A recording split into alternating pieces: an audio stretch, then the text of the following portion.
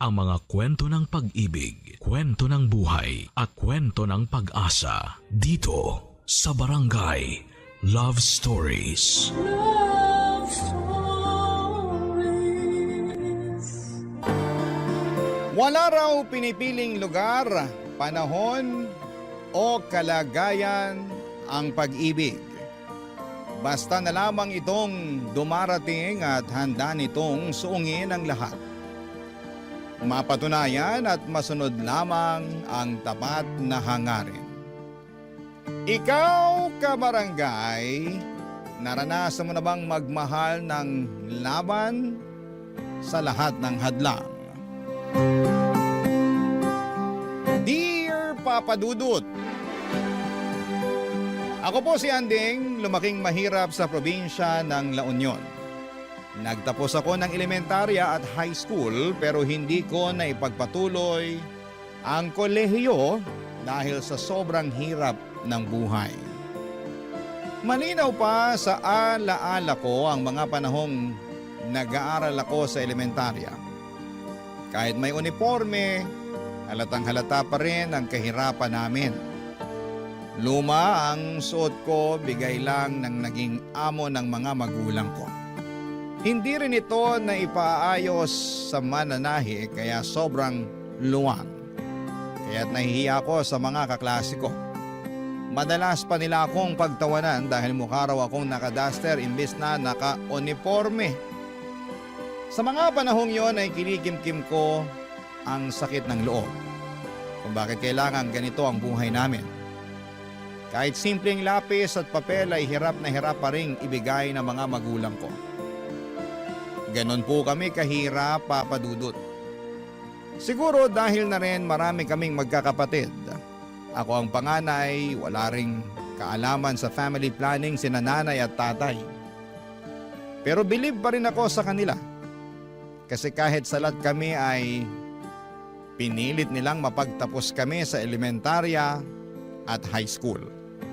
Ang sabi nila ay bahala na raw kami sa kolehiyo kasi alam nilang hindi na talaga kakayanin.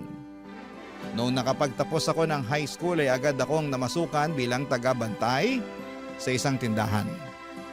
Maliit lang ang sahod, halos walang naiipon. Pero nagpapasalamat na rin ako dahil may trabaho ako. Hindi ko maiwasang mainggit sa mga dating kaklase kong may kaya kasi nasa Maynila na sila para mag-aral ng kolehiyo.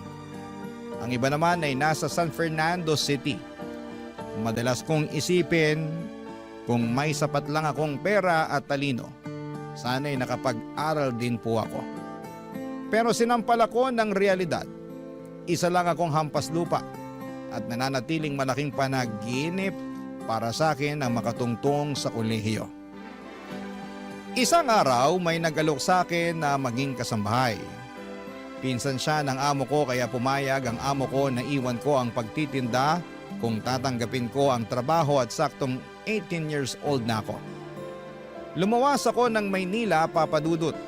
Dala-dala ang pangarap ko na ito na ang panahon ay tutulong sa akin upang mag-iba ang buhay ko.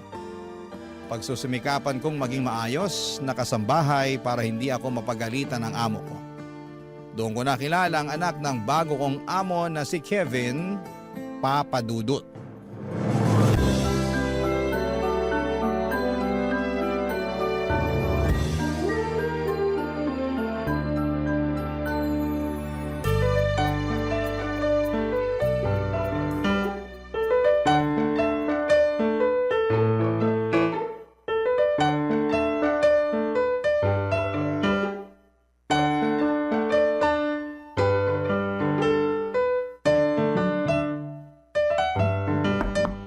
Sir Kevin? Sir Kevin, kumain na po kayo. Kanina pa po nakahanda yung pagkain nyo. Sir Kevin? Sir, gumising po muna kayo para makakain. Bilin po ng mami nyo na on time daw po kayo pakainin kahit walang pasok. Sir! Sir! Sorry. Medyo masama ang pakiramdam ko eh. Pwede bang dito na lang ako kakain sa room ko? Sige po sir. Dadalhin ko na lang po. Ay, sir! Sir, okay lang po ba kayo? Masakit ang ulo ko. Ano nga ulit ang pangalan mo? Andeng po, Sir Kevin. Andeng, pasensya ka na ha. Pwede mo ba akong alalayan pabalik sa kama ko? Medyo nahihilo rin kasi ako eh. Sige po, sir. Ali po kayo. Ay, naku, sir. Sobrang init niyo po. Baka nasobrahan lang ako sa pag-gym. Akala ko kaya ng katawan ko eh. Naku, sir. Kailangan niyo pong uminom ng gamot. Tama, para humupa tong init ng katawan ko. Sir, saan po ang mga gamot niyo para sa lagnat? Meron ako sa drawer. Sige po, kukunin ko na. Naku, alin kaya rito? Nakita mo ba? Ito pong para sa lagnat. Oo. Sandali, sir ha. Baka kailangan niyo munang kumain. Pwede naman yung gamot na yan kahit walang laman ng tiyan ko. Sige po. Heto po. Salamat, Andeng. Naku, sir. Sobrang init niyo po talaga. Tawagan ko na ba ang mami niyo? Kasi binilin ka niya sa akin eh. Ito talagang si Mami. Ginawa na naman akong baby. Huwag mo nang tawagan. Nakainom naman na ako ng gamot. Pero hindi po biro yung init niyo, sir. Meron akong thermometer sa drawer din. Kukunan ko na lang ng temperature ang sarili ko. Sige po. Sandali kukunin ko.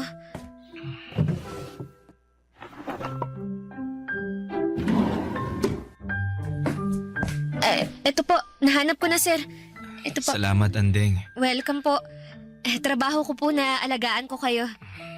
Inaalagaan mo ang 20 years old na lalaking gustong maging baby forever ni Mami. Ikaw lang din kasi ang anak niya, sir. Kaya ganun siguro. Kami, sir. Ang dami namin eh. 7 kami. Talaga? Ang sipag naman. Sinabihan ko na naman sila na awat na eh. Pang-ilan ka? At ilang taon ka na nga? Panganay po ako, sir. Bale, 18 na po ako. Dapat nasa school ka. Tapos na naman po ako ng high school pero walang pera pang college eh. Sir, baka naman... Mataas nga ang temperature ko. Ilan po ba, sir? 38.5 eh.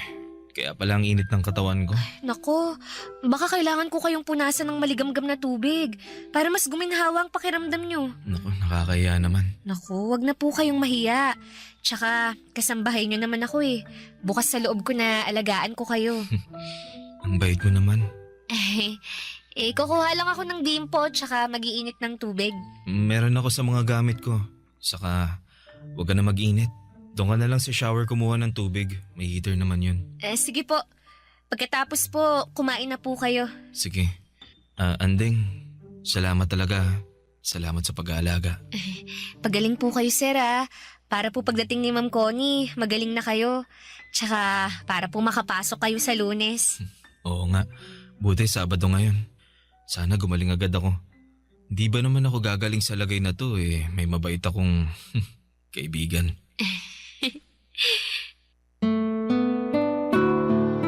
Papadudot, nakakaawa talaga kapag may sakit ang isang tao.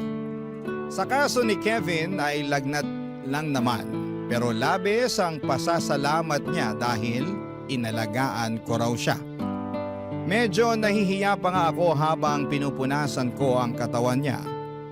Pero kailangan kong gawin para kahit papaano ay gumaan ang pakiramdam niya. Naisip ko na lamang na parang ganun din ang ginagawa ko kapag may lagnat ang mga kapatid ko.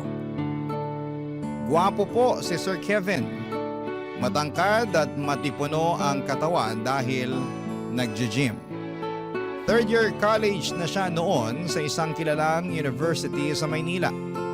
Kaya alam kong maliwanag ang magiging kinabukasan niya. Siguradong makakahanap siya ng maayos na trabaho. Hindi tulad ko na hindi man lang nakatungtong ng kolehiyo. Pero papadudot, kung gaano kabait si Sir Kevin sa akin, gano'n naman kaiba ang ugali ng nanay niya. Sobrang madam talaga. Parang mga karakter na napapanood ko sa TV o naririnig sa inyong programa sa radyo. Mataray at nakakatakot kapag nagsalita siya. Hindi ka pwedeng magkamali sa harapan niya dahil siguradong tatalakan ka.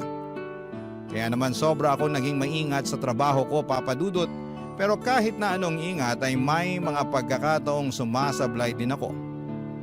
O hindi niya gusto ang ginagawa ko, Papa Dudut.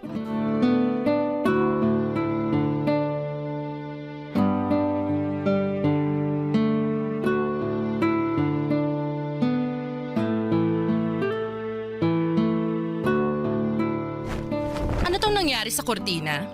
Hindi ganito yon. Ma'am, sinunod ko lang po ang sabi niyo. Mali ang paglagay mo ng drapes. Hindi maayos. Tatanga-tanga. Nasaan na ba si Christina? Nasa palengke po, ma'am. Kapag hindi mo alam kung paano gawin, magtanong ka kay Christina. Opo, ma'am. Sorry po talaga. Aayusin ko na lang po. Hindi ka kasi nakikinig. Tapos sasabihin mong sinunod mo lang ang sinabi ko. Ako pa ngayon ang may kasalanan? Hindi po, ma'am. Wala po kayong kasalanan. Bakit ba kasi isang katulad mong pinadala sa akin? Para ako nagtitrain ng isang aso. Pasensya na po. Nakakairita yung pasensya mo ha. Gawin mo na lang kaya ng tama ang mga pinagagawa ko sa'yo. Pati ang pag-vacuum hindi mo pa rin kabisado. Ano ako? Teacher ng mga chimay? Ide-demonstrate ko isa-isa? Gamitin mo naman ang utak mo. Hindi ba sabi mo nakapagtapos ka ng high school? Opo, ma'am. Daig mo pang elementary. Ang tanga mo. At wag mong sabihin pati itong kape ko hindi mo pa rin maayos. Sinunod ko po yung sabi niyo. Nako, mukhang sablay na naman to. Ano to? Ma'am! Tanga! Tanga-tanga! Hindi ganito ang pagtitimpla ng kape. Wala ka nang ginawang matino, Andeng. Alam mo ba yon? Pasensya na po, ma'am. Pasensya na po. Gusto mo ba akong lasunin? Ma'am, hindi po. Ma, anong ginagawa mo kay Andeng? Itong babaeng to, tatanga-tanga. Hindi niya alam kung anong ginagawa niya. Nakadalawang buwan na siya sa atin. Ma, ano ka ba? Hindi naman pwedeng ganito. Dahil ba hindi niya nagawa ng maayos, tatapunan mo na ng kape? Okay ka lang ba, Andeng? Sige na, pumunta ka na muna sa kwarto mo. Diyos ko, paawa effect. Siya naman ang may kasalanan. Hindi maayos ang trabaho niya. Ma, please. Maging tao ka naman. Hindi tama to. Kevin? Tingnan mo naman ang ginawa mo. Oh. Hindi mo siya tinatrato ng tama. Hindi porket pinapasweldohan natin si Andeng, pwede na nating gawin ang kahit ano sa kanya. Pwede kanyang mapakulong. Huwag niya akong subukan.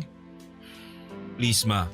Magpakatao ka naman. Kevin, ginagawa ko lang naman kung anong nararapat sa kanya. Ay, hindi niya deserve to, ma. Sige na, Andeng. Punta ka na sa kwarto mo. Linisin mo sarili mo. Magpahinga ka na.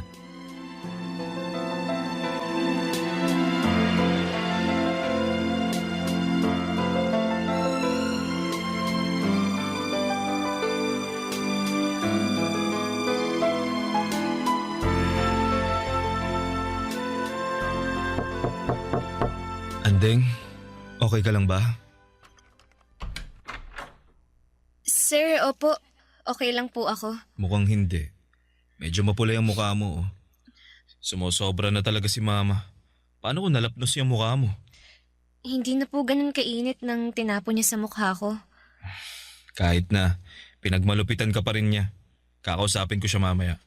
Baka mas lalo lang siyang magalit sa akin kasi kinakampihan mo ko. Naku, mali naman talaga ang ginawa niya eh. Kahit may hindi ka nagawang tama sa trabaho mo, hindi pa rin makatarungan ang ginawa niya sa'yo. Kailangan niya humingi ng dispensa sa'yo. Sobra na yung ginawa niya. Salamat po, sir. Sana naging mas maaga ako kanina para hindi na nangyari yung pagbuhos niya ng kape sa'yo. Tana, nandito lang ako para sa'yo, Andeng. Sobrang bait ni Sir Kevin sa akin, Papa Dudut. Sabi nila ay nagmana raw siya sa ama niya na nasa ibang bansa. Kaya siguro ay hindi ko maiwasang hangaan siya. Si Ma'am Connie naman ay parang tigre kung makapagsalita. Lagi niya akong tinatalakan at mabuti na lamang at may kasama akong kasambahay din, si Christina. Siyang karamay ko sa bawat sermon ng amo naming mukhang mangkukulam. Si Christina ang nakapansin na may nararamdaman daw ako kay Sir Kevin. Pinagbintangan pa nga niya ako na si Sir Kevin daw ang dahilan kaya nagagawa kong pagtiisan si Ma'am Connie. Pero syempre, tumanggi talaga ako sa una. Pero sa totoo lang ay tama si Christine. Crush ko po si Sir Kevin. Ang gwapo niya kasi at mabait pa. Parang lahat ng hinahanap mo sa isang lalaki ay nasa kanya na. Pero hanggang pangarap lamang po ako kasi naman lupa lamang ako at siya naman ay langit. Hindi kami bagay, Papa Dudut. Ang kaya ko lang gawin ay mangarap at mag-imagine na baka sa ibang mundo ay pwede kaming dalawa. Pero sa realidad, hanggang tanaw lamang ako. Kasi alam kong hindi kailanman magiging kami ni Sir Kevin. Barangay Love Stories. Barangay Love Stories. Papadudot, naging simple lang naman ang pangarap ko noong magtrabaho ako bilang kasambahay. Ang makapagsilbi ng maayos kina Sir Kevin at Ma'am Connie. Mabait talaga si Sir Kevin. Gumagaan ang pakiramdam ko kapag nandyan siya. Ang hindi ko alam, Papadudot, ay may nararamdaman na rin pala siya para sa akin na mga panahon na yon. Madalas niya akong kausapin at para bang gusto niya akong mas makilala pa. Kapag naririnig niyang pinapagalitan ako ni Ma'am Connie ay lagi siyang nandyan para ipagtanggol ako at siya mismo ang sumasalo ng galit ng mami niya. Basta lang wag maulit yung pagtapo ng kape ni Ma'am Connie sa mukha ko. Bukod pa roon ay tinuturuan niya rin po ako para kung nagkaroon ng libreng tutor. Pinapaliwanag niya sa akin ang mga mahihirap na lesson sa math at English. Hindi lang basta turuan, Papadudot ha, kundi parang gusto niya talagang matuto ako para raw hindi ako habang buhay nakatali sa pagiging kasambahay. Sabi niya may mas malawak pang mundo para sa akin kung pagbubutihin ko ang aking pag-aaral. Ang mga pagre-review namin ay parang paghahanda na rin kung kukuha ako ng entrance exam sa kolehiyo. At habang tinuturuan niya ako, hindi ko maiwasang kiligin. Nakatingin siya diretsyo sa akin. Nakangiti at pakiramdam ko ay importante ako. Kahit alam kong hindi kami bagay, ngunit sa mga pagkakataong yon, parang wala kaming iniisip na agwat. Ako si Andeng na natututo at siya naman si Kevin na buong tiyagang nagtuturo.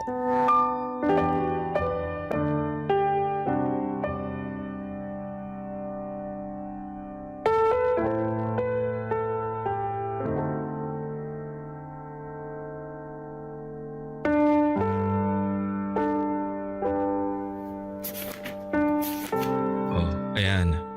Tingnan mong mabuti ang spelling ha. Alam mo, tinuro to sa amin nung high school sa 3rd year. Pero sobrang nakalimutan ko na. Grabe. 19 years old ka pa lang, makakalimutin ka na. Hindi ko maintindihan nun Pero ngayon, naintindihan mo naman. Medyo. Anong medyo? Pag-aralan mong mabuti, lalabas to sa exam. Mag-e-exam ba ako? Kapag kaya mo nang pumasok ng college, di ba? Nag-iipon ka naman. Saka kapag kulang talaga, lapitan mo lang ako. Tutulong ako, promise. Naku, ayokong mangutang. Wala akong pambayad. Yung kabaitan mo at kagandahan mo ang pambayad. Sir, maya na lang po ulit tayo Baka pauwi na rin yung mami mo sa trabaho. Baka pagalitan pa ako kasi ginawa kitang tutor. Ano ka ba? Nagtuturo lang naman ako kapag wala ka ng trabaho at free naman ako. Naku, baka mas lalong magalit yun kasi parati nyo na lang akong pinagtatanggol. Kasi gusto kita. Ano po? Gusto kita, Andeng. Sir naman, nagbibiro kayo Alam mo namang hindi ako nagbibiro. At alam kong nararamdaman mo na may gusto ako sa'yo. Naalala mo nung unang araw mo pa lang? Yung nilagnat ako? Nakita ko ang kabaitan mo. Sir, hindi po pwede. Hindi po tayo bagay. Dahil ba anak ako ng amo mo? At kasambahay ka lang? Hindi po talaga tayo bagay. Andeng, sa totoo lang, ilang araw at gabi ko na rin tong iniisip Pero totoo ang nararamdaman ko sa'yo. Gusto kita. Mahal kita. Sir, Marami namang ibang babae dyan. Mga kaklase nyo, schoolmates nyo. Hindi ako pwede. Hindi pwede. Makinig ka. Hindi ko sila gusto. Ikaw ang gusto ko. Pero katulong lang ako. Mahirap lang po ako. Mayaman kayo. May pinag-aralan. 1 taon na lang gagraduate na kayo. Samantalang ako. Basta, hindi tayo bagay. Andeng, wag mo namang maliitin ang sarili mo. Dahil lang ba sa kalagayan ng buhay natin kaya tayo hindi pwede? Kung lahat ng to, kung wala akong pera, kung hindi ako mayaman, pwede na? Ganun ba? Sir naman, sobrang layo po ng agwat natin. Tsaka ano na lang sasabihin ng mga magulang mo? Baka mas lalo akong hamakin ni Ma'am Connie. Poprotektahan kita. Naririnig niyo ba yung sarili niyo? Kaisa-isa kayong anak ni na Ma'am Connie. Tapos, sa isang chimay, sa isang maid, muchacha lang kayo mauuwi. Hindi kita nakikita bilang isang chimay, maid o muchacha. Ang nakikita ko isang totoong tao. Isang dalagang may magandang puso na alam kong mamahalin din ako. Gusto kong mahalin ka. Sir, hindi. Huwag na nating ipilit. Huwag na po. Andeng, Natatakot akong tanggapin ang pag-ibig mo. Kasi, sino ba ako? Wala akong karapatang umibig sa isang katulad mo. Kahit pilitin mo man na mahal mo ko. Wala kang pakialam sa sasabihin ng iba, ng magulang mo. Pero ang totoo mahirap. Magiging mahirap lang ang sitwasyon kung ipipilit natin. Babalik na ako sa trabaho, sir. teka, Andeng! Andeng! Papadudot akala ko'y hihinto na sa panliligaw si Kevin matapos ang araw na yon. Pero nagkakamali ako. Patuloy pa rin siya sa panliligaw sa akin at umabot na ng 1 buwan na araw-araw niya akong sinasabihan kung gaano niya ako kamahal. Paano mo nga ba mapipigilan ang tibok ng puso? Kahit anong pigil ko sa sarili ko'y bumigay na rin ako. Sinagot ko si Kevin, Papadudot. Hindi na hanggang tanaw ang relasyon namin. Tinanggap ko ang pagmamahal niya. Pero walang araw na hindi ako natatakot. Paano kung malalaman ni Ma'am Connie ang katotohanan? Sa tuwing kinakausap ako ni Kevin at sa bawat pagngiti niya ay parang may naaninag akong anino ni Ma'am Connie. Pinapakaba ang bawat araw ng paglilihim naming dalawa sa aming relasyon. Sa bawat oras na magkasama kami, ramdam ko ang saya at kapayapaan. Pero sa likod ng lahat ng yon ay may kaba, Papadudot, at takot din po akong nararamdaman. Si Kevin mismo ang nagsabi na hindi naman kami gumagawa ng masama. Ang gusto niyang ipaalam na namin sa mami niya ang katotohanan. Buo talaga ang loob niya pero ako ang umaayaw.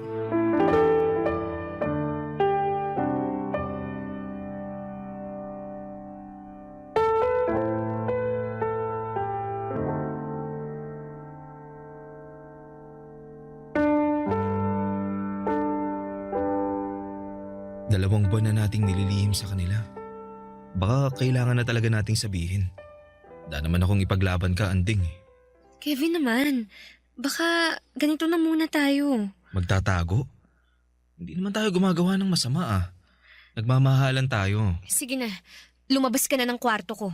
Baka hinahanap ka na ng mama mo. Anding, gusto kong hindi na tayo maglihim sa kanila. Kevin, ang hirap nun. Kasi naman, kung ipagtatapat natin sa kanila, sa mama mo, ano na lang ang sasabihin niya sa akin? Malanding chimay na inaakit ang anak niya? Alam kong mahirap to. Pero nandito ako para ipagtanggol ka. Hindi mo ako inakit, kusa kitang minahal. Mahal kita. Mahal din kita, pero... Anong naririnig kong mahal-mahal? Bakit magkahawak ang kamay ninyong dalawa? Malandi kang babae ka? Anong ginawa mo sa anak ko? Teka, ma! Huwag niyong saktan si Andeng. Mahal ko siya, ma. Ano? Girlfriend ko siya. Nahihibang ka na ba, Kevin? Itong hampas lupang to? Hoy, babae. Anong ginawa mo sa anak ko? Siguro binigay mo ng sarili mo para maakit mo ang anak ko, no? Ma, hindi siya ganon. No. Ang mga tulad niya, isang ambisyosa. Umalis ka na rito. Lumayas ka rito, babae ka! Ma, pwede ba? Ang taas ng pangarap mo? Pumili ka naman ng lugar ng pangarap mo. Hindi ganito! Umalis ka! Umalis ka! Lumayas ka! Ma! Maawa po kayo, ma'am. Huwag niyo po akong palayasin. Hindi ko na po uulitin. Hindi ko po mahal si Sir Kevin. Wala po to. Ano pinagsasasabi mo? Hindi kita mahal. Anding. Ma'am Connie, huwag niyo po akong palayasin. Wala po akong malilipatan. Kailangan ko po ng pera. Promise po, hindi ko na po papapasukin si Sir Kevin sa kwarto ko. Anding. Mahal kita. Hindi mo mahal ang babaeng yan, Kevin. Naaawa ka lang o alam mo na, lalaki ka, babae siya. Ganun lang. Tama ang mama mo, Kevin.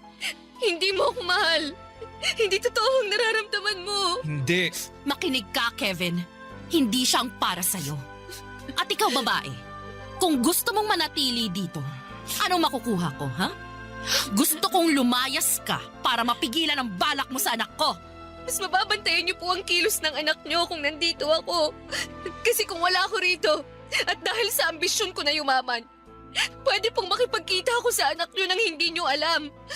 Kaya dito lang po ako. Magtatrabaho po ako. Tama bang sinasabi mo? Opo. Kaya maawa po kayo. Huwag niyo akong palayasin. Anding, bakit mo ba ginagawa to? Hindi kita mahal. Okay, nakapagdesisyon na ako. Mananatili ka rito.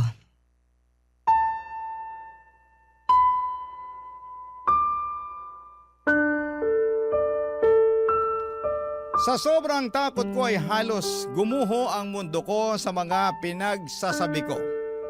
Nagmakaawa ako, Papa Dudut, at humingi ng tawad. Lumuhod ako sa harapan ni Ma'am Connie dahil ang totoo ay ayaw kong malayo kay Kevin at ayaw ko ring masira ang buhay niya. Mabuti na lamang at pumayag si Ma'am Connie. Hindi niya po ako pinalayas agad. Pero nagtakda siya ng mabigat na kondisyon. Pinayagan niya akong manatili hanggang sa katapusan ng taon pero may malinaw na utos. Hindi ko dapat nilalapitan o kinakausap si Kevin.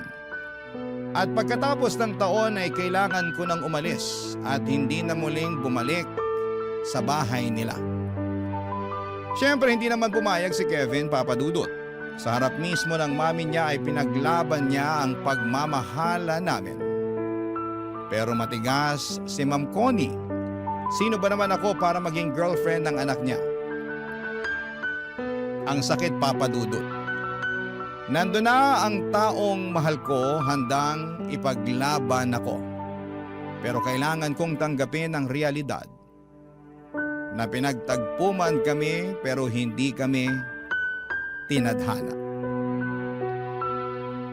Langit siya, lupa ako, ang isang katulad ko. Hindi kami pwedeng magsama, Papa Dudut. Ang sakit sa puso at alam kong sobrang nasaktan si Kevin sa mga sinabi ko. Pero lahat ng yon ay hindi totoo. Hindi ko inambisyon na maging mayaman sa paraan na ganito. Hindi ko niloloko si Kevin. Mahal ko siya at nasasaktan ako sa lahat ng ito, o Papa Dudut. Para bang sinasaksak ang puso ko sa sobrang sakit. Parang hindi ako makahinga sa sobrang sakit. Ganito pala kapag ang isang mahirap ay umiibig sa isang mayaman. Kailangang ilugar ang sarili sa tamang kalagyan. Barangay Love Stories. Barangay Love Stories. Papa Dudut, hindi naging madali ang mga sumunod na araw sa pamamalagi ko sa bahay. Halos wala pong lumilipas na araw na hindi ako pinapagalitan ni Ma'am Connie. Maliit na pagkakamali ay pinapalaki. Kahit simpleng bagay ay nagiging dahilan para pagalitan niya ako. Tinitiis ko na lamang habang ramdam kong gusto akong kausapin ni Kevin. Lagi siyang naghahanap ng pagkakataon pero iniiwasan ko siya. Hindi dahil sa ayaw ko, kundi dahil natatakot akong lalong magalit ang mami niya. Ang sakit sa pakiramdam na naroon lamang siya, pero kailangan kong umiwas. At para bang tinutusok ang puso ko tuwing nagtatama ang mga mata namin, Papa Dudut. Mahirap magpigil. Mahal ko po si Kevin at alam kong mahal niya rin ako. Pero araw-araw ay pinapaalala ng sitwasyon na hindi sapat ang pagmamahal kapag hadlang ang pagkakaiba ng estado sa buhay. Para po sa akin, ito lang ang paraan ko para kahit papaano nakikita ko si Kevin kasi mahal ko siya. Kaya kong tiisin ang pangahamak ni Ma'am Connie sa akin.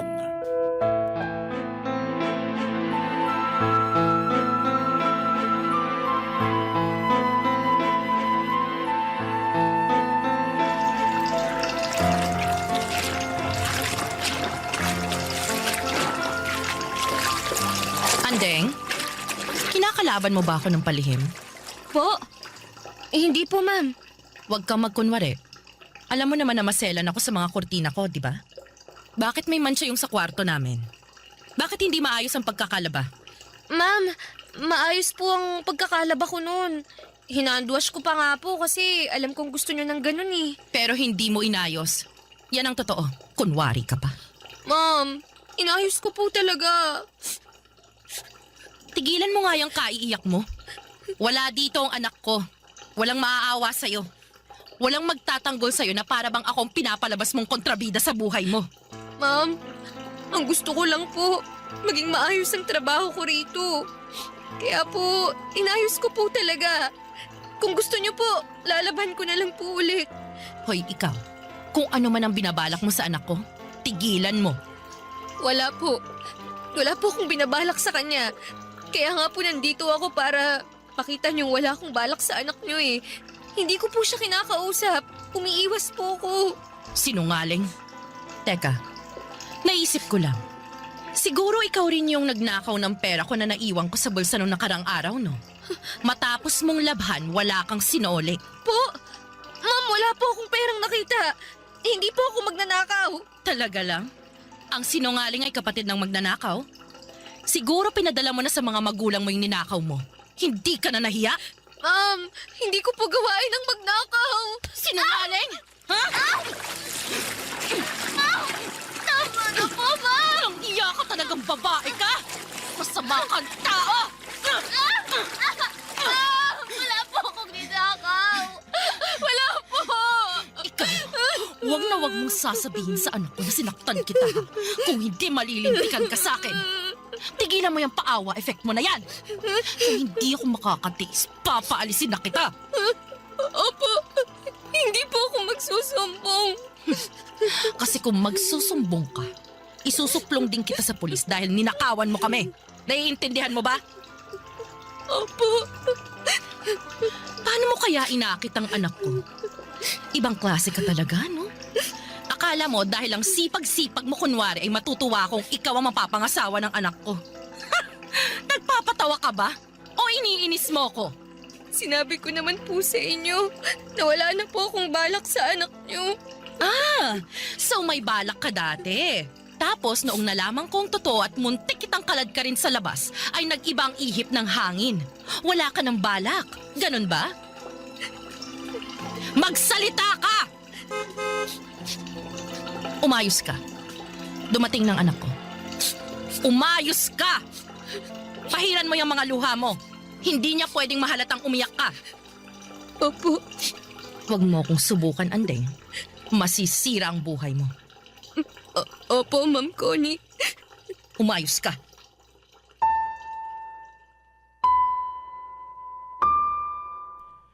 Papadudod sa tuwing wala si Kevin sa bahay ay doon ako pinapahirapan ni Ma'am Connie. Para bang sinisigurado niyang mararamdaman ko ang galit niya. Pinapagawa niya ang mga trabaho sa akin ng doble-doble. maglinis ng buong bahay kahit kakatapos ko lang. At may pagkakataon na pinapaulit sa akin ang labahan kahit kakatuyo pa lamang ng sinampay. At madalas din akong pinapahiya ni Ma'am Connie sa harapan ng ibang mga tao, Papa Dudut. Binabaliktad ang mga pangyayari para palabasing ako ang may kasalanan. Pero tiniis ko ang lahat ng yon. Hindi ko sinasabi kay Kevin kasi ayaw kong magkaroon ng lamat ang relasyon nila ng mami niya. Ayokong maging dahilan ng pagtatalo nilang mag-ina. Mahal ko po si Kevin, Papa Dudut, at yon ang dahilan kung bakit ako nananatili kahit na hirap na ako. Sa bawat araw na nagdadaan, ang parusa na ibinibigay sa akin ay lalong tumitindi. Pinipikit ko na lamang ang mga mata ko at iniisip na kaunting tiis na lamang at lilipas din ang lahat. Kasi kapag nawala ako sa bahay na yon ay tuluyan na ring mawawala ang pagkakataong kong makita at makasama si Kevin. Pero sa totoo lang, Papa Dudut, unti-unti nang bumibigat ang dibdib ko. Hirap na ako. At sa mga araw na yon ay hindi ko alam kung hanggang kailan ko kakayanin ang lahat ng ito.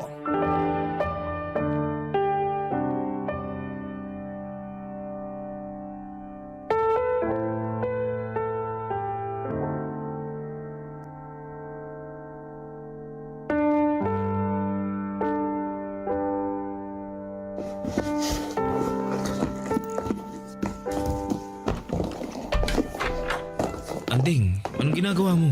Naalis na ako. Ibig sabihin, iiwan mo na ako? Sana noon ko pa ginawa to eh. Anding, alam kong nagsinungaling ka lang kay mama na hindi mo ako mahal. Dahil ramdam kong gusto mong manatili sa bahay kasi ayaw mong malayo ako sa'yo. Ayaw mong masira din ang buhay ko. Gusto mong makatapos ako ng college. Alam ko yun. Hindi kita mahal. Kaya aalis na ako para matahimik ang lahat. Ang gusto ko lang, magkaroon ng trabaho. May maipadala akong pera sa pamilya ko. Mahal kita, Anding. Huwag mo naman ako saktan ng ganito. Kevin, kailangan ko nang umalis. May nahanap na akong ibang trabaho. Sasama ako sa'yo. Ano? Nahihibang ka ba? Hindi kita mahal. At wala kang mapapala sa akin. Kasi mahirap ka lang. Hindi ka nakapag-aral, ganun ba? Buo na ang loob ko. Buo na ang loob kong umalis na akong mag-isa. Dito ka lang. Ayokong sirain ang buhay mo. Mag-aaral ka. Tapusin mo ang pag-aaral mo. Kaya ba ayaw mong aminin na mahal mo ako dahil natatakot kang masira ang buhay ko? Andeng, kaya ko ang sarili ko. At wag mong iisipin na masisira ang buhay ko dahil sa'yo. Kasi ikaw nga ang inspirasyon ko sa lahat ng ginagawa ko. Huwag mo na akong pahirapan pa. Wag mo rin akong pahirapan. Wag mong pahirapan ang puso ko. Hindi ko kayang iwan mo ko. Hindi ko kayang mawala ka. Mahal kita. Hindi ko ikakahiya na ikaw ang minahal ko, na ikaw ang makakasama ko habang buhay. Kevin naman. Sasama ako sa'yo. Sasama ako, Andeng. Dahil mahal kita. Mahal na mahal kita. Buo na ang loob ni Kevin na iniwan niya ang lahat para samahan ako. Umalis kami ng magkasama, dala ang takot at kaba. Pero higit sa lahat, Papa Dudut, dala ang pag-ibig na matagal na naming pinaglalaban. Hinahanap kami ng mga magulang niya pero nanindigan si Kevin at pinili niya ako sa hirap man o sa ginhawa. Pinili niyang magsimula ng mahirap kasama ako, kesa ang mabuhay ng marangya pero wala sa tabi niya. Doon ko lalong napatunayan, Papa Dudut, na totoo ang pagmamahal niya. Nagsimula kami sa wala except doon sa naitabi niyang pera. Pareho kaming nagbanat ng buto, si Kevin nagtatrabaho habang pinagpapatuloy ang pag-aaral niya. Kahit na anong hirap ay hindi siya sumuko hanggang sa makapagtapos siya sa isang state university. At nang siya naman ang nagsimula ng magtagumpay, ako naman ang kanyang pinagtapos. Papa Dudut, hindi madali, maraming luha, maraming gabi ng gutom at pagod. Pero lahat ng yon ay nalampasan namin dahil sabay naming hinarap. Unti-unti ay gumanda ang buhay namin. Hindi man marangya pero puno ng kasiyahan at pagmamahalan. Ngayon, Papa Dudut, ay masasabi kong tama ang naging desisyon ko.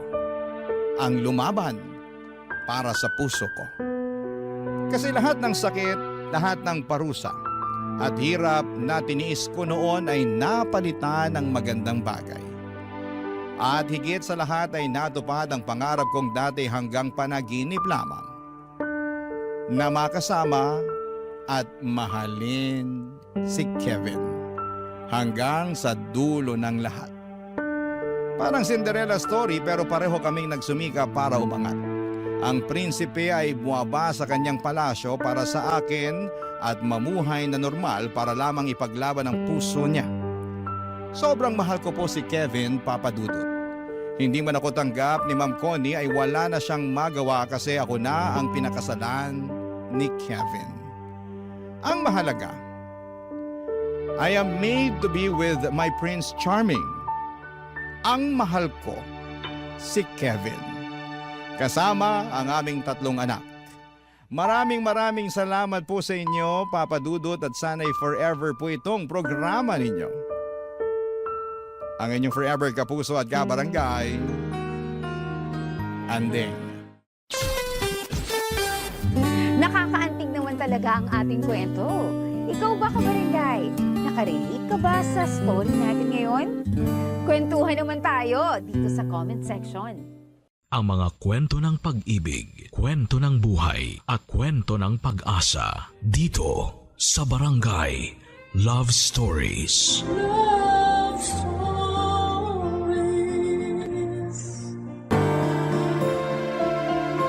May kasabihan na kapag naglaro ka ng apoy, humanda kang mapasok. Kaya kung ayaw mong masaktan ay huwag mo nang susubukan ng kapalaran.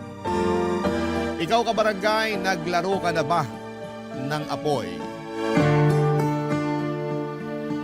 Dear Papa Dudut, ang pagkakaroon ng anak ay isang pribilehiyong maituturing, lalo na kung gustong maging ina ng isang babae.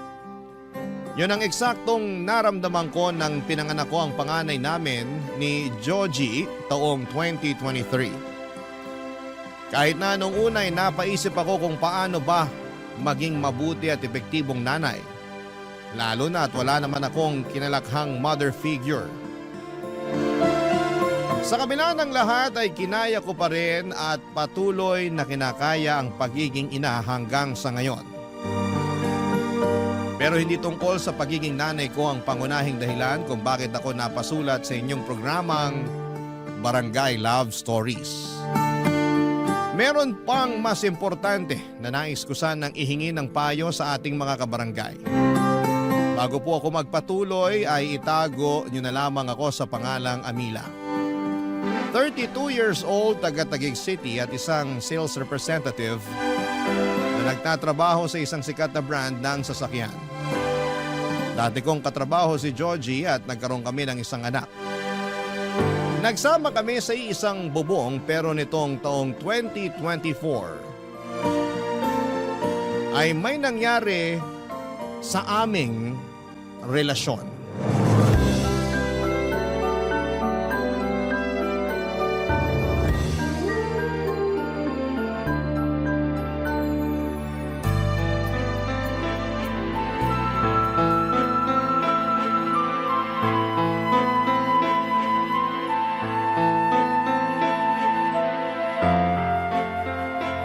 Sigurado na ako sa desisyon ko. Iwanan ka na namin ng anak mo, Georgie. Ay, Amila naman. Huwag mong gawin sa akin to. At bakit hindi ko gagawin? Sige nga. May anak tayo. Hayaan mo na lang ba na lumaking walang kinikilalang ama yung bata? Mas mabuti pa na wala na siyang kilalaning ama kesa naman sa meron nga pero pulpul at batugan na kagaya mo. Sobra ka naman makapagsalita. Totoo naman sinabi ko, di ba? Napulpul ka at batugan kasi kung hindi, sige sabihin mo, bakit nalugi yung negosyo niyo nung kaibigan mo? Di ba kasalanan mo? Di ka marunong mag-costing at mag-handle. Puro ka lang gastos. Hindi na bumabalik kapital nyo tapos ang lakas pa ng lomo magmalaki sa akin na marami kang nalalaman sa pagpapatakbo ng negosyo? Hanggang ngayon ba naman issue pa rin sa iyo yan? Aba oo. At bakit Bakit hindi? Sige nga. Kainis naman eh. Ikaw pa talaga may ganang mainis? Dapat nga ako yung mainis dito. Imbes kasi na maghanap ka ng mapagkakakitaan mo, pagkatapos malugi ng negosyo nyo, naging batugan ka na. Palibasa may trabaho ako kaya sa akin mo na inaasa lahat-lahat. Maghanap naman ako pero nagpapalipas lang ako ng sama ng loob dun sa nangyari sa negosyo namin. Ilang buwan ka na nagpapalipas ng sama ng loob? Hindi pa rin ba tapos yan? Kasi Alam mo, para sa akin, nagdadahilan ka na lang. hindi ako nagdadahilan ha. Hindi raw. Pero bakit hanggang ngayon wala ka pa rin matinong trabaho? Naghahanap pa nga lang. Naghahanap daw kahit puro mobile games lang yung inaatupag mo? Akala mo siguro di ko nakikita, no? Ano ba kasi nirereklamo mo dyan? Inaalagaan ko naman yung anak natin pag nasa trabaho ka. Saka, wala naman tayo binabayarang upa. Kung sa pagkain naman, nakikihati-taki na mama at papa. At proud ka pa talaga na hanggang ngayon nakikipisan pa rin tayo rito sa mga magulang mo? Hindi naman sa ganun. Pagiging practical yung tawag doon. Ibang klase. Pagiging practical daw. Sabihin mo, masyado ka nalang naging kampante na umasa sa kanila kahit na matanda ka na. Matanong nga kita, di ka man lang ba nakakaramdam ng kahihiyan dyan sa katawan mo dahil hanggang ngayon umaasa ka pa rin sa mga magulang mo? Bakit naman ako mahihiya? Sabi mo nga, mga magulang ko naman sila. So ibig sabihin wala nga? Meron pala. Nahihiya rin ako sa kanila. Kung nahihiya ka, sana nagsisikap ka. Kaya lang sa nakikita ko walang hiya ka talaga, Joji. Grabe naman. Totoo naman eh. Oo, grabe ako. Wala ka bang pangarap sa amin ng anak mo? Ni minsan ba di pumasok dyan sa utak mo na ibukod kami para makapagsimula tayo ng buhay natin bilang pamilya? Nangarap naman ako pero... Puro ka pero. Wala ka talagang pangarap hanggang salita ka lang. Kaya diyan ka na. Bahala ka na sa buhay mo. Please, Amila. Huwag mo kong iwanan. Parang awa mo na. Wala na akong awa. Ubos na. Mahal na mahal ko kayo ng anak natin. Kayo ang buhay ko. Wow ha? Ngayon may pasabi-sabi ka pa ng ganyan? Akala mo ba mauto mo pa ako? Kung noon, oo. Kasi naniwala at nagtiwala ako na magbabago ka. Na marirealize mo mga pagkukulang mo sa amin ng anak mo bilang padre de pamilya. Pero ngayon, nek-nek mo. Hindi mo na mabibilog-ulo ko, Joji. Ano gusto mong gawin ko? Sabihin mo, gagawin ko. Wala. Di ba gusto mo ako maghanap ng trabaho? Sige, maghanap ako ngayon din. Wag na. Baka manghingi ka pa sa akin ng pamasahe at pangkain mo pag nagutom ka sa labas. Mapagastos pa ako sa'yo. Oy, Amila, sumusobra ka na talaga ha? Ikaw nga sobra-sobra na yung katamaran at kapulpulan mo. Nagreklamo ba ako? Ngayon lang, dahil punong-puno na ako. Isipin mo na lang kung anong magiging future namin ng anak mo sa'yo. Wala. Kaya mabuti pa ako na lang mag-isa magpalaki sa kanya. Magkanya-kanya na tayo. Bahala ka na sa buhay mo. Papadudot naging magkatrabaho kami ni Joji at doon kami nagkakilala taong 2021. Naging magkaibigan kami lalo at iisa lang ang grupo namin. Kami lang yung single ng mga panahong yon kaya sinimulan kaming tuksuhin ng mga kasamahan namin sa isa't isa. Nung una ay sinakyan ko lamang ang pang-aasar nila dahil baka tumigil din sila kinatagalan. Lalo na at nagpahayag na rin ako na wala pa akong interes na pumasok sa relasyon matapos ang breakup namin ng ex-boyfriend ko noong pandemic. Matagal din kasi kaming naging mag-on at umabot din ng 7 taon kaya sinabi ko sa sarili ko na gusto ko munang enjoyin ang pagiging single ko. Kaya lang ay hindi pa rin tumigil ang mga kasamahan namin sa trabaho sa panunukso sa amin ni Joji. Hanggang sa napansin ko na lamang na kinagiliwan na niya yon. At kapag naiinis ako sa mga pang-aasar nila, papadudot ay sinasabihan nila akong KJ o Killjoy. Sa huli inamin sa akin ni Joji na nahulog na siya sa akin. Sa totoo lang ay hindi ko naman naramdaman na masamang tao siya. Mabait siya at may itsura naman. At kahit na noong sinabi kong hindi pa ako ready makipagrelasyon, ay nirespeto niya yon. Kinatagalan, tinanong niya kung pwede akong ligawan. Sa isip ko ay ligaw pa lang naman. Hindi pa sigurado kung sasagutin ko na siya. In short ay pumayag ako Kaya lang dala ng kalasingan at bugso ng damdamin noong isang beses na nagkayaan kaming uminom ng mga katrabaho namin ay doon na may nangyari sa amin ni Georgie. Bali nag-check-in kami noon sa isang motel sa Pasig para magpalipas ng gabi. Alam ko naman na kasalanan ko rin dahil naging mapusok ako ng gabing yon. At laking takot at pagsisisi ko nang mabuntis ako ni Georgie. Pinanagutan naman niya ako at binahay. Tumira kami sa kanila kasama ang parents niya at 2 nakatatandang kapatid na lalaki. Pero sa loob lang ng ilang buwan hanggang sa makapanganak ako ay hindi na talaga kami naging okay ng dati kong kinakasama. Lalo na at 2 buwan bago ako manganak ay nag-resign siya sa trabaho namin para makipag-business partner sa kaibigan niya. Pero makalipas lamang ng 2 buwan ay nalugi ang negosyo nila. Hindi na bumalik ang drive ni Georgie sa pagtatrabaho hanggang sa makapanganak ako. At nung matapos ang maternity leave ko ay ako na ang naghanap buhay sa amin. Makalipas ang 6 na buwan simula na maghiwalay kami ni Georgie ay hindi sinasadyang nag-cruise naman ang landas namin ng panganay niyang kapatid na si Bernie Papadudut.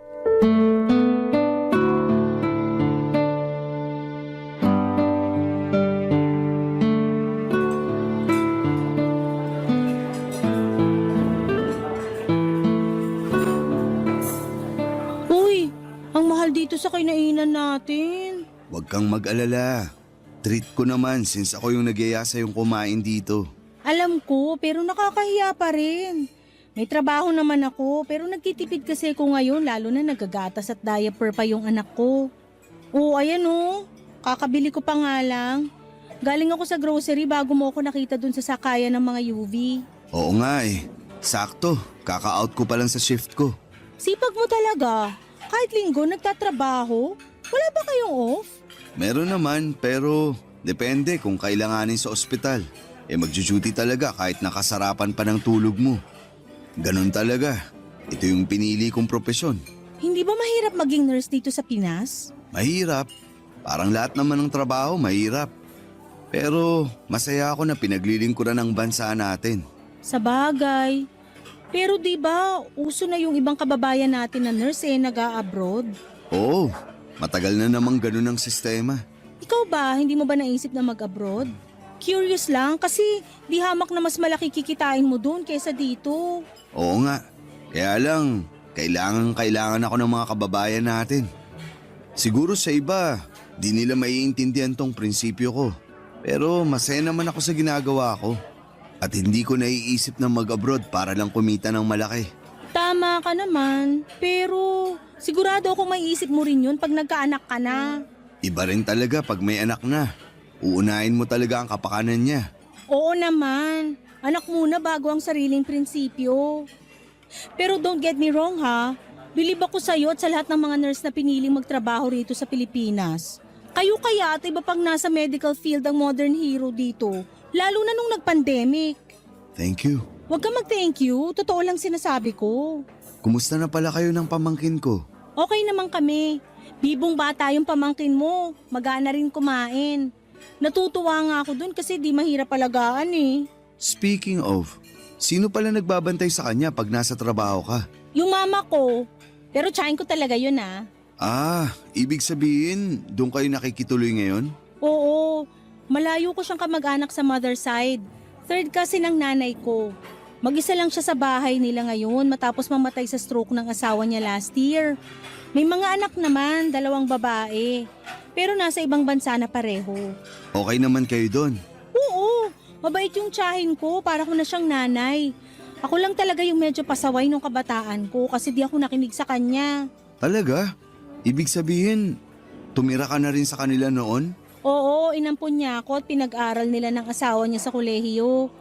Kaya lang pasaway talaga ako. Di ko tinapos hanggang 2nd year lang tapos nagtrabaho na ako. Umalis na rin ako sa kanila noon gawa ng hiya. Pero di naman talaga ako lumaki sa kanila ha. 18 anyos na ako nung napadpad ako sa poder nila. Galing ako nun sa Aklan, lumuwas lang dito nung namatay tatay ko. Wala rin naman akong nanay, sumakabilang bahay na raw sabi ng kamag-anak namin. Grabe, ang dami mo palang pinagdaanan, bata ka pa lang. Medyo. Marami rin akong mga maling desisyon sa buhay na hanggang ngayon ay pinagsisisihan ko. Katulad na lang nung sana nagtapos ako ng pag-aaral para kahit paano maganda naman yung trabaho ko. Sapat lang kasi para sa amin ng anak ko yung sinusweldo ko.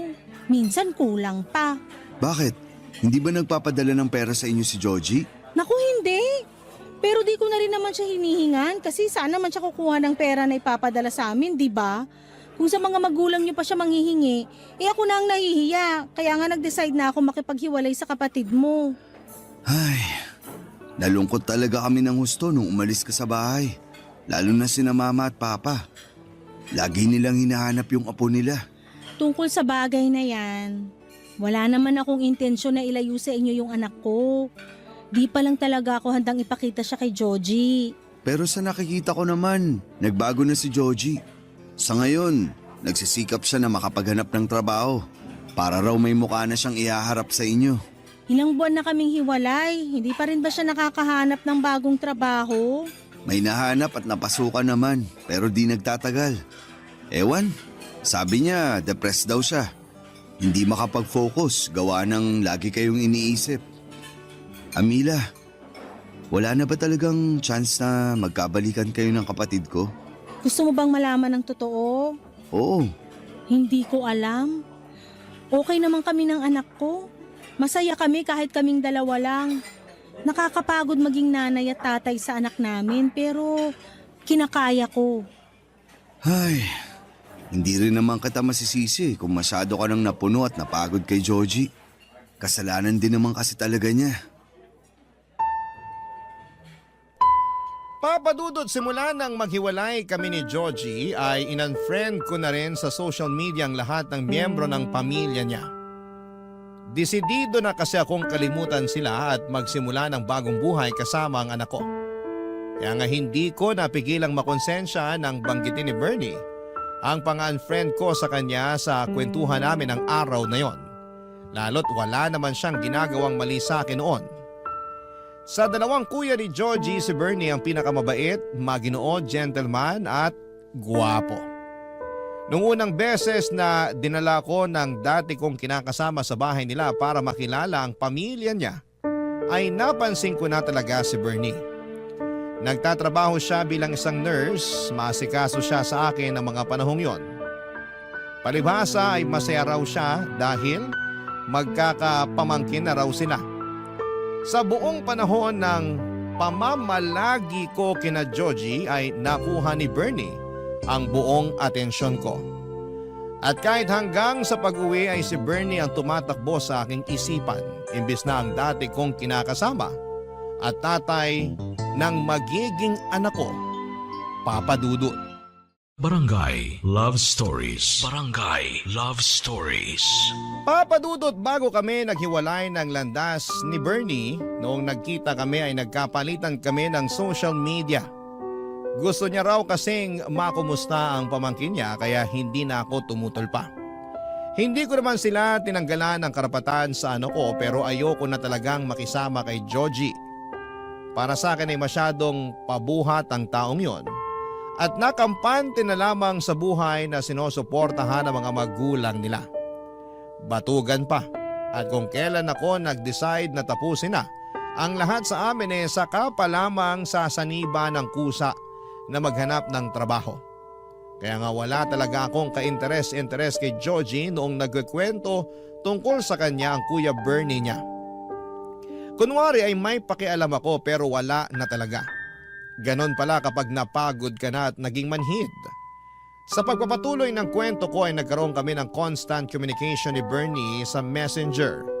Pero tungkol lang naman sa anak ko na pamangkin niya ang aming pinag-uusapan. Isang araw, in-invite niya ako na pumunta sa kanila dahil birthday ng papa nila.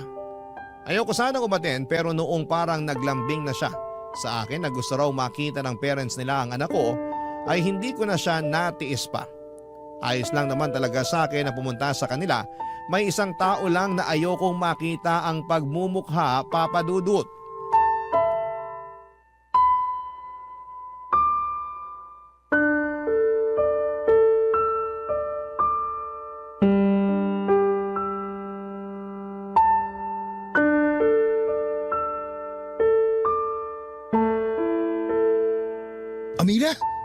ginagawa mo rito?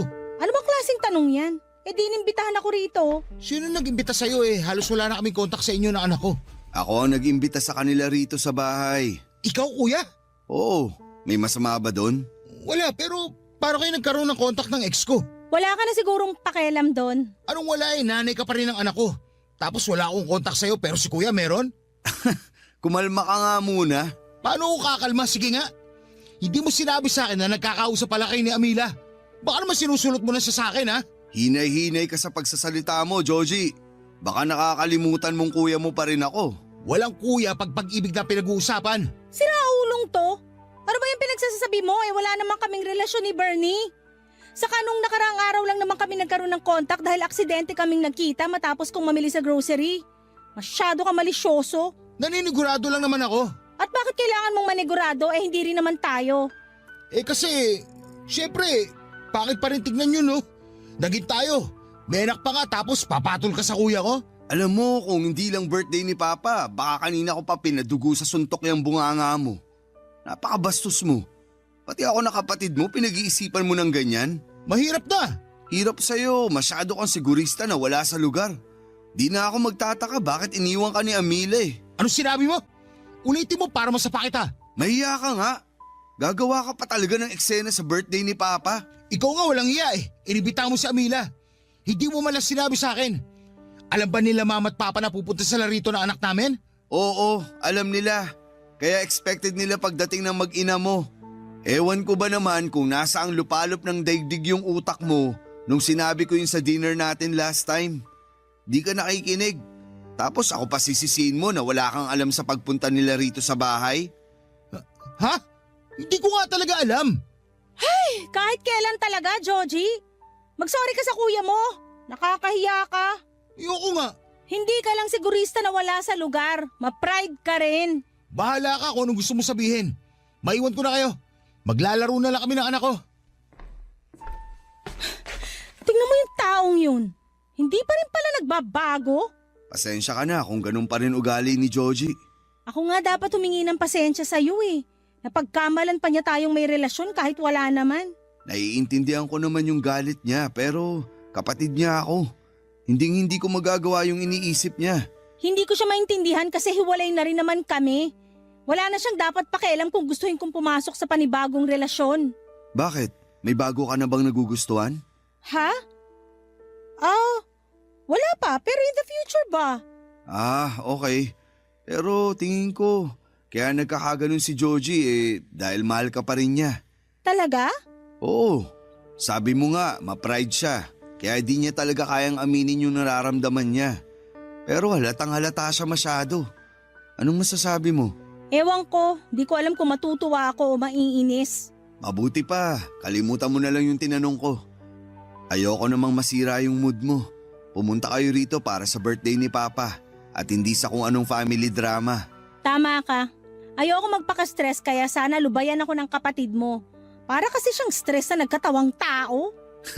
Sa tono mo, parang wala ka na talagang natitirang pagmamahal sa kapatid ko ah. Para sa akin, tatay pa rin naman siya ng anak namin. Pero hindi ko na alam kung may lugar pa siya sa puso ko, kung sakaling plano niyang makipagbalikan. Hindi naman sa pinangungunahan kita pero baka nasasabi mo lang yan sa ngayon. Hindi ako sigurado. Depende kung mag-iba ang ihip ng hangin. Sabi mo nga, di ka na magtataka bakit kami naghiwalay ni Joji. Oo, kitang-kita ko na napaka-immature ng kapatid kong yan. Nakakahiya. Ewan ko ba dyan? Walang minana sa inyo ng isa niyo pang kapatid. Ang layo sa ugali niyo. Papadudot na sira na ang buong panahon na nandun ako sa bahay nila Bernie nang dahil kay Joji. Walang minuto na hindi niya ako pineste ng mga tanong kung bakit nag-uusap kami ng kuya niya. At kahit na sinabi ko naman na noon lang ulit kami nagkaroon ng komunikasyon at pawang tungkol lang sa bata, ang pinag-uusapan namin ay hindi talaga naniwala si Joji. Bukod doon ay lagi pa niya akong tinatabihan. Bagay na kinairita ko pero hindi ko na lamang pinapahalata. Natapos ang dinner na yon nang masama ang loob ko kay Joji. At hanggang sa makauwi kami ng anak ko sa bahay ay naiinis pa rin ako dahil sinira niya ang mood ko. Buti na lang at nandun si Bernie para pambalanse. Pero ewan ko ba kay Georgie dahil halatang halata na pinagsesenosan ang sariling kapatid. Makalipas ang 3 araw ay nagulat ako nang chinata ko ni Georgie sa messenger. Sinabi niya na gusto niyang makipagkita sa akin. Nung una ay hindi ako pumayag dahil busy ako sa trabaho pero ang totoo ay ayoko lang. Kaso'y makulit siya at nagmamakaawa na huwag ko siyang i-block. Sakto't gagawin ko sana yon, yung pambablock sa kanya sa messenger. Sa huli ay pumayag din ako makipagkita sa dati kong kinakasama, Papa Dudut.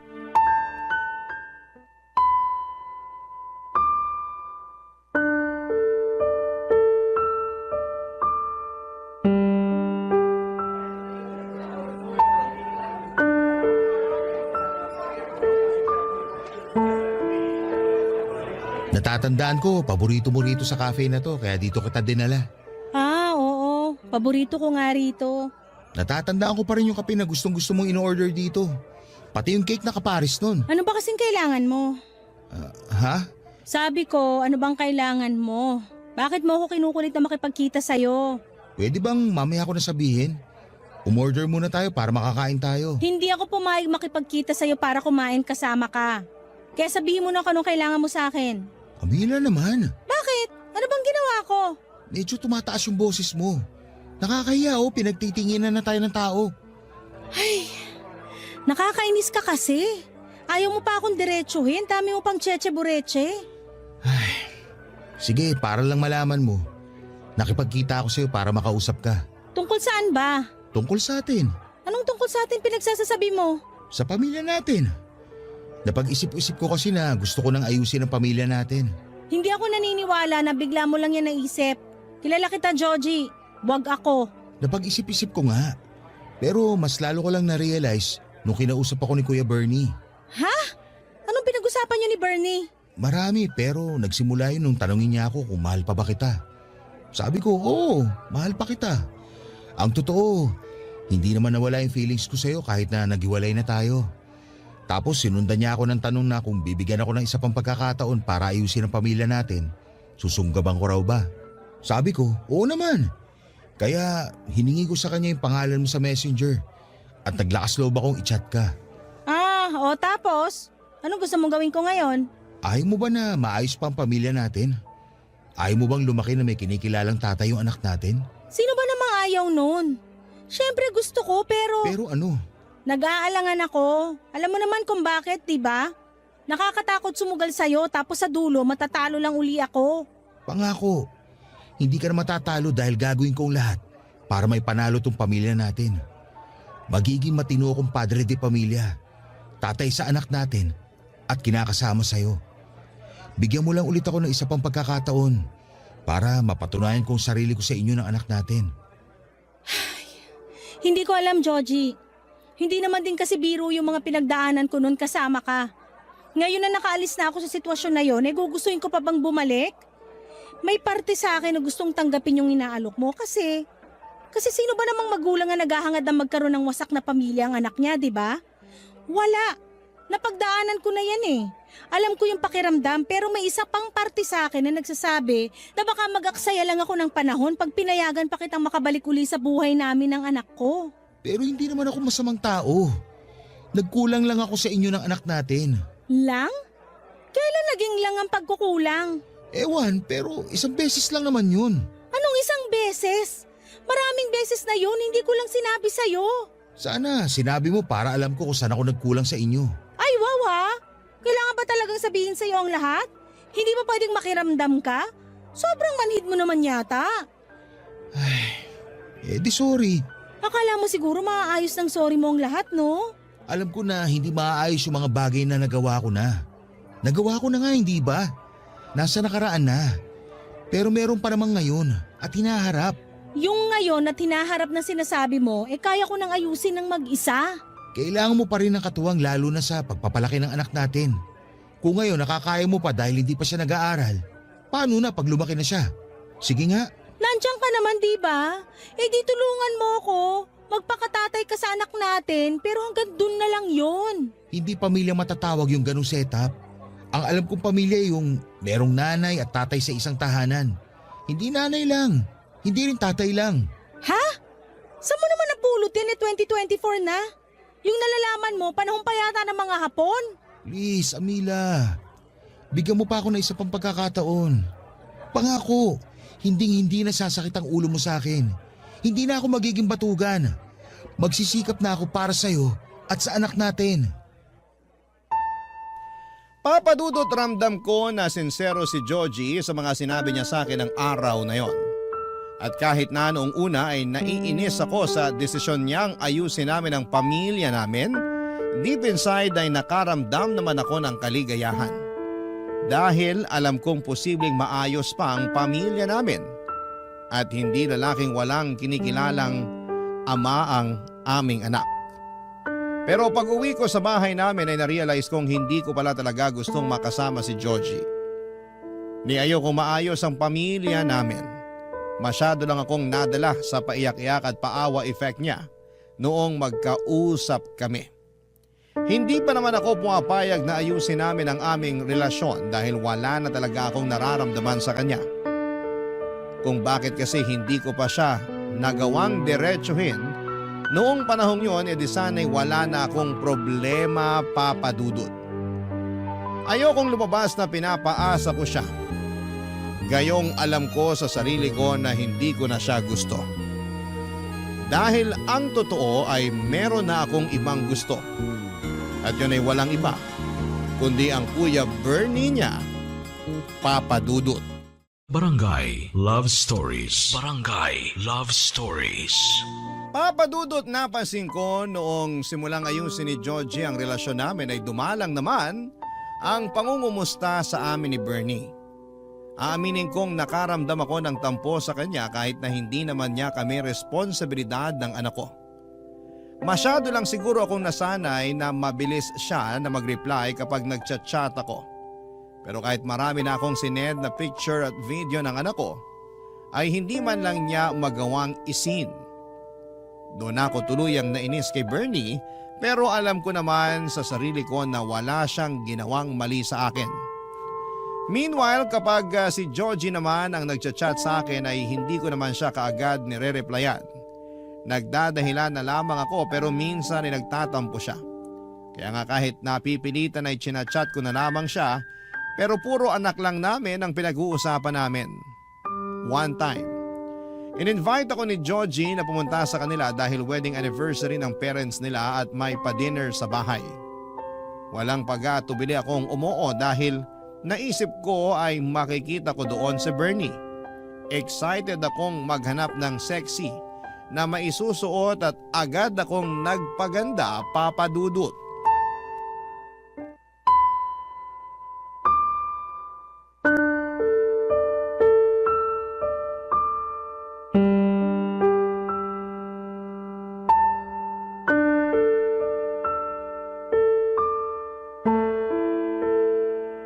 Joji, hanggang CR ba naman? Plano mo akong sundan? Naisip ko lang naman na baka gusto mo. Gusto kong gumamit ng CR. Ano bang kababuyan yung nasa isip mo? Grabe ka naman, kababuyan agad. Oo, bakit? Hindi ba? Kitang-kita dyan sa mukha mo yung kamanyakan. Hoy, below the belt na yun ha. Kung ayaw mo nasasabihan nun, lubay-lubayan mo ko. Hindi ko lang mapigilan na lubayan ka. Kasi ang sexy mo dyan sa suot mo. Tapos, ang ganda-ganda mo pa ngayon. For your information, matagal na akong sexy at maganda. Ay, totoo rin naman yan. Pwede ba? Huwag mo nga akong utuin. Hindi naman kita inuuto. Sinasabi ko lang yung totoo. Basta, naalibadbaran ako sa pinagsasasabi mo. Sige na, doon ka na. Naihihina nga yung tao, dinadaldal mo pa ako. O sige, pero bilisan mo lang ha. Sino ka para sundin ko? Di mo hawak oras ko, no? Sungit naman. Sige na, alis na sabi. Ito na nga aalis na. Lalakad na paalis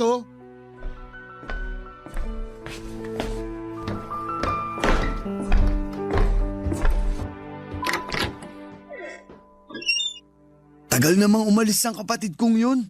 Kanina pa ako sa CR eh. Sino pa kasi may sabing dyan ka sa CR magtago? Sino pa ba? E di ikaw. Sorry na, pero ewan ko ba dyan kay Joji masyadong tagal umalis. Ano ba kasing pag-uusapan natin? Saka bakit dito sa... Sandali, isara na natin tong pinto. Para meron tayong konting privacy. Amila, ano bang ginagawa mo? Hinahan mo lang yung boses mo kung ayaw mong may makarinig sa atin dito. Sige, pero sabihin mo na sa akin dahilan bakit gusto mo akong kausapin. Hindi ka na kasi nagre-reply sa mga chat ko. Anong nangyari? Wala naman. Busy lang ako sa trabaho. Di ako naniniwala sa'yo. Dati naman nakaka-reply ka kahit gaano ka pa ka-busy eh. Ano naman ba sa'yo kung di ako nakakapag-reply? Nakuha mo pang magtanong, malaking bagay kaya sa akin yung nakakausap ka. Bakit naman? Hindi pa ba halata? Siyempre gusto kita. Nababaliw ka na ba? Baliw na kung baliw pero yun naman ang totoo. Saka matagal na itong nararamdaman ko sa'yo. Pinigilan ko lang dahil may relasyon kami ng kapatid mo. Pero ngayon, hiwalay na kami. Baka naman... Hindi pwede. At bakit hindi? Dahil pilit inaayos ni Georgie ang pamilya niyo. Tapos gusto mo sirain ko lang yun? Hindi mo naman sisirain ng matagal ng sira. Saka wala naman akong feelings kay Georgie. Hindi ko na siya mahal. Ewan, di ko naman yata talaga siya minahal. Napakasama mo, Amila. Masama na kung masama pero ikaw ba? Wala ka bang nararamdaman sa akin? Wala. Hindi ako naniniwala sa'yo. Problema mo na yun. Akin na kamay mo. Anong gagawin mo? Akin na. Hawakan mo ako, Bernie. Please, hawakan mo ako. Amila, ano ba? Ngayon, sabihin mo na wala kang nararamdaman sa akin. Kung alam mo lang na sinuot ko tong sexy na damit na to para sa'yo.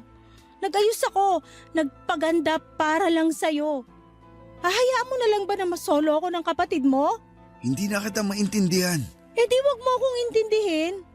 Pero ikaw, naiintindihan ko ang nararamdaman mo. Nag-aalinlangan ka. Kitang-kita naman sa mga mata mo na gusto mo ko kaya wag ka nang mahiya. Iyong-iyo ako, Bernie. Hawakan mo pa ako. Akin na yung kamay mo. Ay, nasisiraan ka na. Sirang-sira na ako sa'yo. Sige pa. Hawakan mo ako. Ganyan nga. Sayong-sayo ang katawan ko, Bernie. Napaka-sexy mo nga. Halika mo naman ako. Ha? Sabi ko, halikan mo ko. Lubos-lubusin na natin, paligayahin mo ko. Papadudot ambot langit ang kaba namin ni Bernie nang magmilagro kami sa loob ng CR ng gabing yon. Saglit lamang yon pero merong nangyari sa amin. Bago kami lumabas ay sinigurado muna niyang walang makakakita sa amin. Tapos ay nagkasundo kami. Nakalimutan ang nangyari dahil mali yon.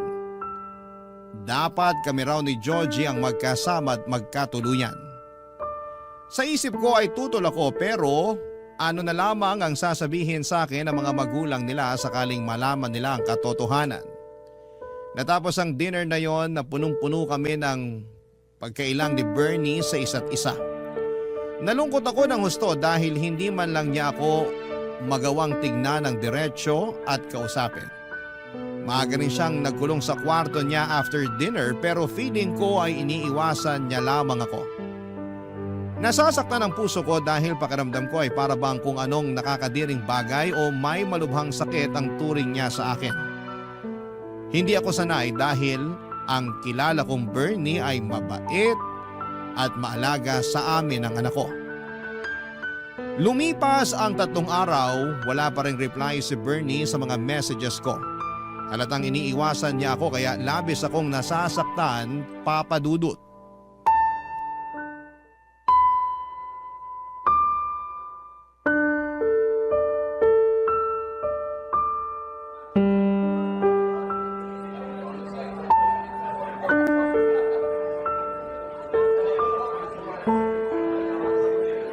Ayos ka lang ba, Amila?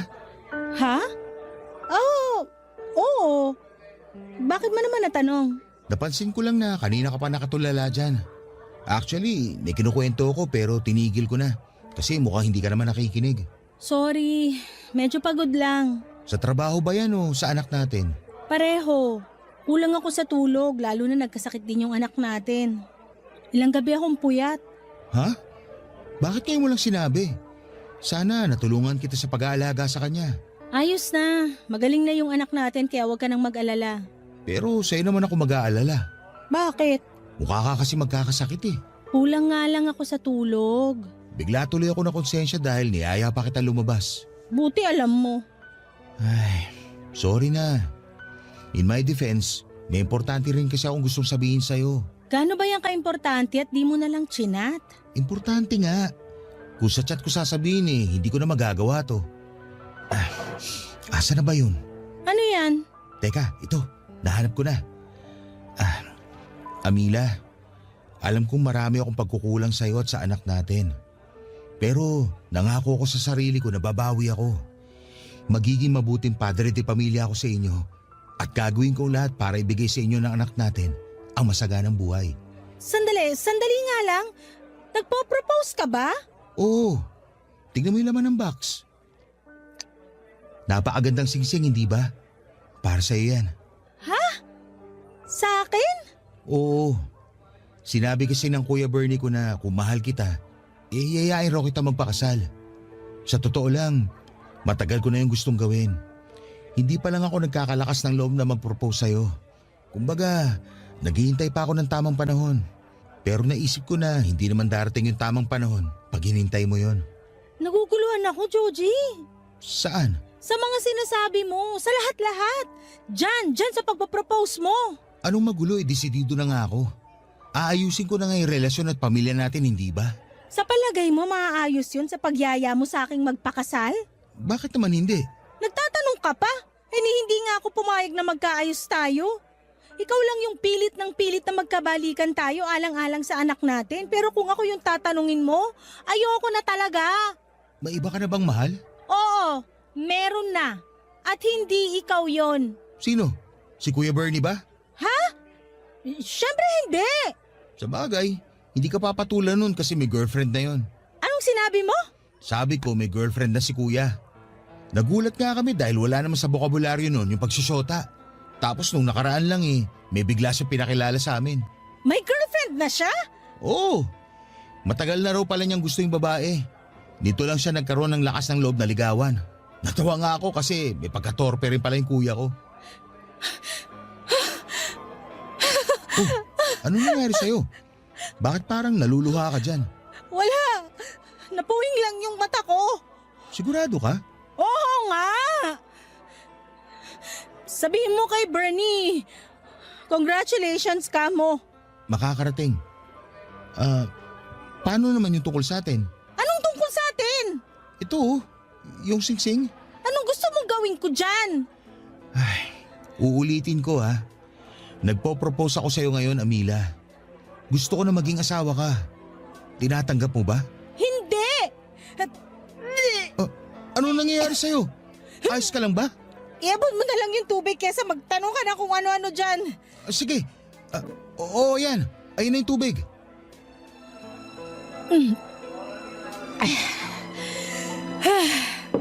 Kamusta na pakiramdam mo? Medyo nahihilo lang. Saka nasusuka. Baka may nakain kang panis o ano? Bakit naman ako kakain ng panis? Sige nga. Naisip ko lang naman dahil nasusuka ka. Ganun ako pag nakakakain ng panis eh. Ewan ko sa'yo. Ginaya mo pa ako sa'yo. Hindi ako makain ng panis katulad mo, no? Grabe ka naman. Aksidente lang naman yun. Hindi ko kasi napasingaw yung pinabaon na kanin ni Mama. Mainit pa. Dapat pinalipas ko muna ng ilang minuto bago tinakpan. Ayun, napaalis tuloy. Hindi ko naman tinatanong. Hindi rin ako interesado sa kwentong panis mo. Mabuti pa uwi na lang ako. Ang sama-sama na ng pakiramdam ko, binubwisit mo pa ako. Papadudot, hinatid ako ni Georgie sa bahay namin noong gabing yon na masama ang pakiramdam. Ewan ko pero kakaiba talaga ang nararamdaman ko ng mga panahong yon. Parang hindi simpleng puyat dahil kung ganun lang yon, bakit ako masusuka? Parang may kumakayod na kung ano sa sikmura ko dahilan para maduwan ako. Nagpahinga ako buong gabi at nag-leave sa trabaho kinabukasan. Pagkagising ko noong umaga ay nakita ko ang padalang bulaklak at mga prutas ni Georgie. Natouch naman ako sa ginawa niyang yon at aaminin kong napagaan ng mga magagandang bulaklak ang masama kong pakiramdam. Lumipas ang 2 araw at hindi pa rin nawala ang sintomas ng pagsusuka ko. Doon ako kinabahan dahil huling beses na naranasan ko yon ay noong nagpositibo ako sa pagbubuntis sa anak namin ni Georgie. Bukod doon ay doon ko lang din napagtanto na delay ang menstruation ko. Kaya nga kahit kabado ay ginawa ko ang alam kong dapat kong gawin para malaman kung tama ang hinala ko. Nag-PT ako at lumabas doon na positibo. Buntis ako sa anak namin ni Bernie.